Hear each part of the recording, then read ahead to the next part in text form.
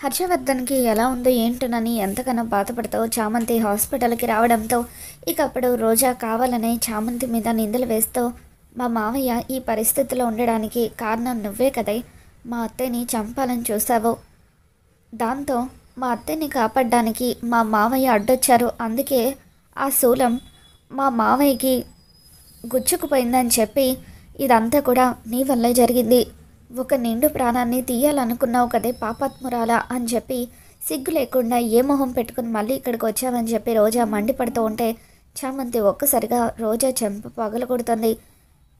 శత్రువు అయినా సరే నేను వాళ్ళకు మంచి జరగాలని కోరుకుంటాను. కానీ నువ్వు నీ స్వార్థం కోసం మంచి వాళ్ళను కూడా చెడ్డ వాళ్ళుగా చిత్రీకరిస్తావు. నీలాంటి బుద్ధి నాకు లేదు. ఆ విషయం నీకు కూడా తెలుసు. కావాలని నా మీద నిందలు వేయాలని చూస్తున్నావని చెప్పి చామంతి రోజా మీద మండిపడుతూ తన చెంపలు పగలగొడుతూ ఉంటుంది. కన్న తండ్రి ప్రాణాలు తీయాలనుకున్న హంతకురాలివి నువ్వు ప్రాణం విలువ గురించి మాట్లాడుతున్నావా అని చెప్పి చామంతి రోజా మీద ఎంతగానో ఫైర్ అవుతూ, ఆస్తి కోసం నువ్వు ఎంతకైనా దిగజారిపోతావనే విషయం నాకు మాత్రమే తెలుసు. నువ్వు కనుక ఇంకొక్కసారి నా మీద లేనిపోని నిందలు వెయ్యాలని చూస్తే నీ నిజస్వరూపం, నీ బండారం మొత్తం కూడా బయట పెడతాను. జాగ్రత్త అంటూ చామంతి రోజాకి వార్నింగ్ ఇస్తూ ఉంటుంది.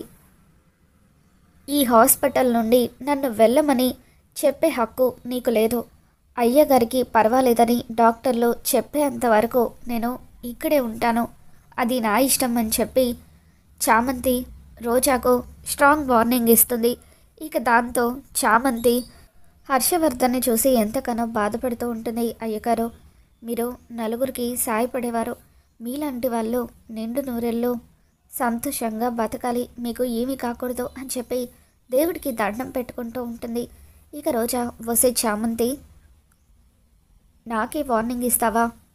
ఎట్టి పరిస్థితుల్లోనూ నిన్ను వదిలిపెట్టనే, నీ అంతు చూస్తాను అని చెప్పి ఒక చోట కూర్చొని ఉంటుంది. మరోవైపు అరుణ్ దుబాయ్ నుండి స్పెషలిస్ట్ని పిలిపించడానికి అందరికీ ఫోన్లు చేస్తూ ఉంటాడు. ఇక డాక్టర్ ఇండియా రావడానికి ఒప్పుకున్నారని చెప్పి అరుణ్ వచ్చి ఇక్కడ హాస్పిటల్లో ఉన్న డాక్టర్కి చెప్పడంతో ఆయన కండిషన్ గంటలు గడిచే కొద్దీ క్షీణిస్తుంది.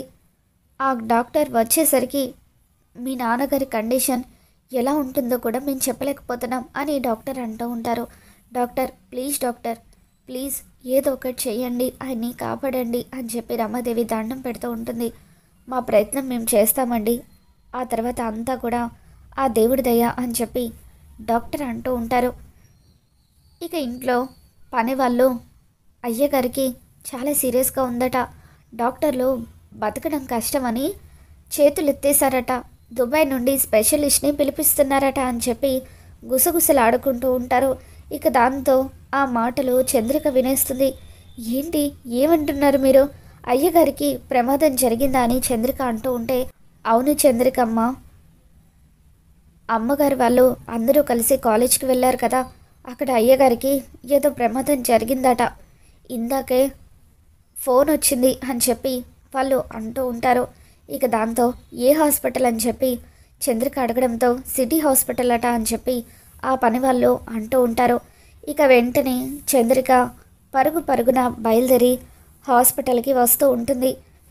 చంద్రిక హాస్పిటల్కి వచ్చిన తర్వాత ఆపరేషన్ థియేటర్లో ఉన్న హర్షవర్ధన్ని చూసి ఎంతగానో ఏడుస్తూ ఉంటుంది. ఏవండి, మిమ్మల్ని ఈ పరిస్థితుల్లో చూడాల్సి వస్తుందని నేను అసలు ఎప్పుడూ కూడా అనుకోలేదు అని చెప్పి చంద్రిక ఏడుస్తూ ఉంటే అప్పుడు రమాదేవి, ఈ చంద్రిక ఇలా ఏడవడం ఎవరైనా చూస్తే అందరికీ కూడా నిజం తెలిసిపోతుంది, ఎట్టి పరిస్థితుల్లోనూ దీన్ని హాస్పిటల్లో ఉండనివ్వకూడదు అని చెప్పి రమాదేవి చంద్రిక చేతిని గట్టిగా పట్టుకొని పక్కకు లాక్కొని వెళ్తుంది.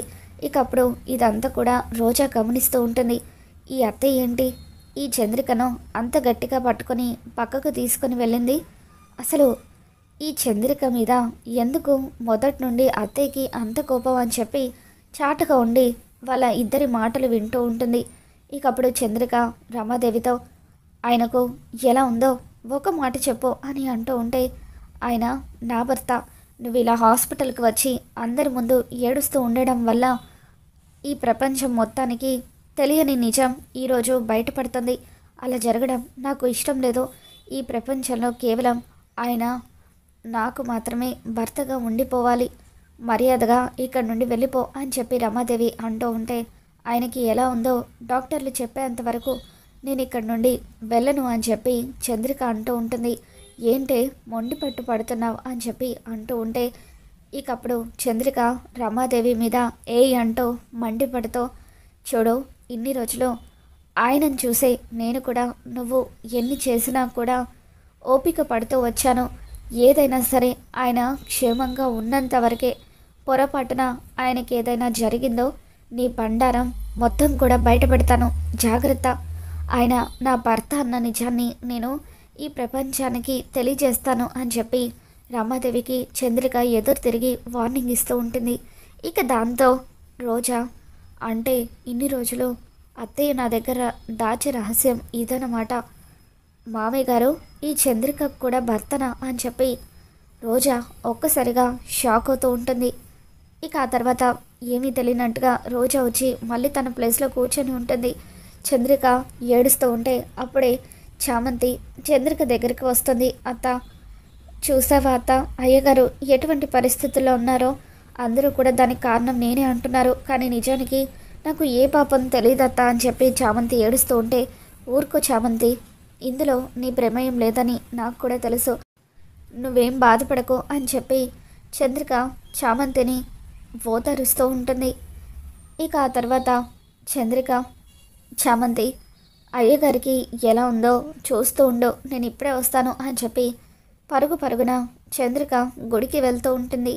ఇకప్పుడు డాక్టర్ వచ్చి గంటలు గడిచే కొద్దీ ఆయన కండిషన్ మరింత క్షీణిస్తుంది. ఇక ఆ దేవుడిదే భారం, హోప్లెస్ కండిషన్ అని చెప్పి అంటూ ఉంటారు.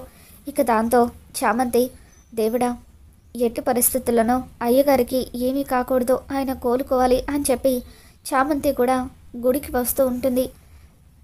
చంద్రిక చామంతి కంటే ముందే గుడికి వచ్చి అక్కడున్న అయ్యగారికి హర్షవర్ధన్ పేరు మీద అభిషేకం చేయమని చెప్తుంది. అలాగే తను చావు బతుకుల మధ్య ఉన్నాడని, త్వరగా కోలుకోవడానికి ఏదైనా మార్గం ఉంటే చెప్పమని వేడుకోవడంతో ఆయన నీకేమవుతారమ్మా అని చెప్పి పంతులు గారు అంటూ ఉంటారు. దాంతో చంద్రిక నా భర్త పంతులు గారు అని చెప్పి అంటూ ఉంటుంది.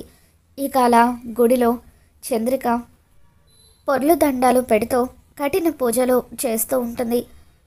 చామంతి అక్కడికి వచ్చేసరికి చంద్రిక అలా కఠిన పూజలు చేయడం చూసి ఒక్కసారిగా షాక్ అవుతూ ఉంటుంది.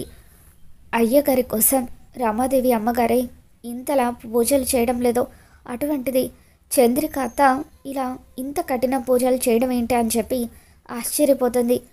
ఇక ఆ తర్వాత చంద్రిక పూజను పూర్తి చేయడంతో అప్పుడు పంతులు గారు, అమ్మ ఆ శివయ్యను ఆరాధించి ఎంతో కఠిన పూజను పూర్తి చేశావు, నీ పూజ ఫలితం వల్ల ఖచ్చితంగా నీ భర్త కోలుకుంటారు అని చెప్పి పంతులు గారు అంటూ ఉంటారు. ఇక దాంతో ఆ మాటలు విని చామంతి ఒక్కసారిగా షాక్ అవుతూ ఉంటుంది. అత్త, అయ్యగారు నీ భర్తనా?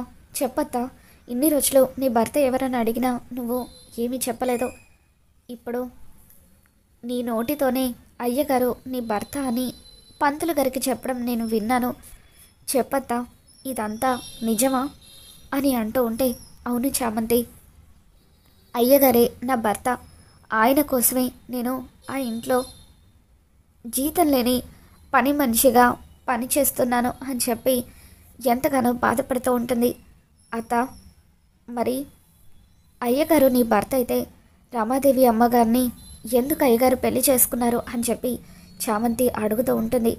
ఇక దాంతో అదంతా ఒక పెద్ద కథ చామంతి, ఇప్పుడు చెప్పే పరిస్థితుల్లో నేను లేను, కానీ ఒకటి మాత్రం నిజం, మొదట ఆయన తాళి కట్టింది నాకే, ఆయన మొదటి భార్యను నేనే, సంతోషంగా సాగిపోతున్న మా జీవితంలోకి ఆ రమాదేవి వచ్చి చిచ్చు పెట్టింది అని చెప్పి చంద్రిక చామంతికి చెబుతూ ఉంటుంది. ఇక దాంతో చామంతి చంద్రికని ఓతరుస్తూ, అత్త నువ్వు బాధపడకత్తా, అయ్యగారికి ఏమీ కాదు, ఖచ్చితంగా ఆయన కోలుకుంటారు, నీ చేత్తో నువ్వే ఈ కుంకుమ తీసుకువెళ్ళి అయ్యగారి నుదుటున పెట్టు, ఖచ్చితంగా అయ్యగారు కోలుకుంటారు అని చెప్పి చామంతి అంటూ ఉంటుంది.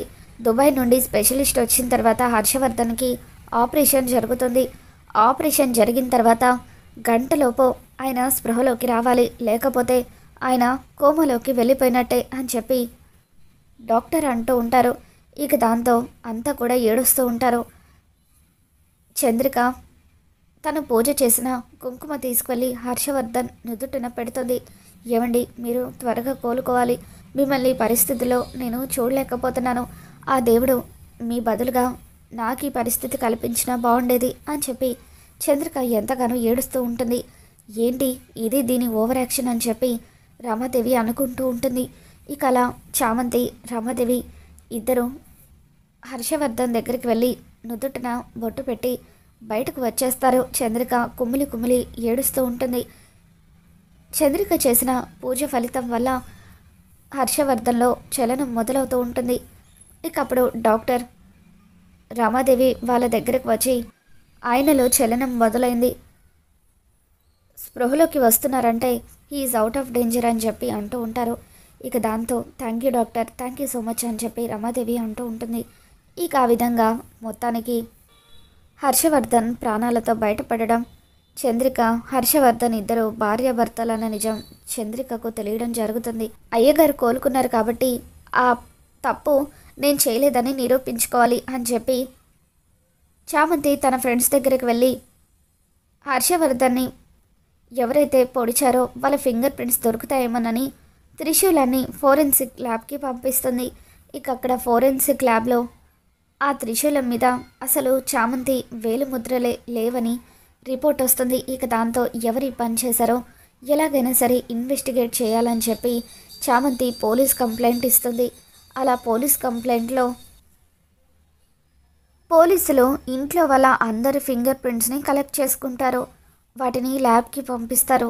జగదీష్ ఫింగర్ ప్రింట్స్ మ్యాచ్ అయ్యాయని రిపోర్ట్లో రావడంతో ఇకప్పుడు చామంతి ఏ తప్పు చేయలేదని రుజువు చేసుకొని జగదీష్ని అందరి ముందు దోషిలాగా నిలబెడుతుంది.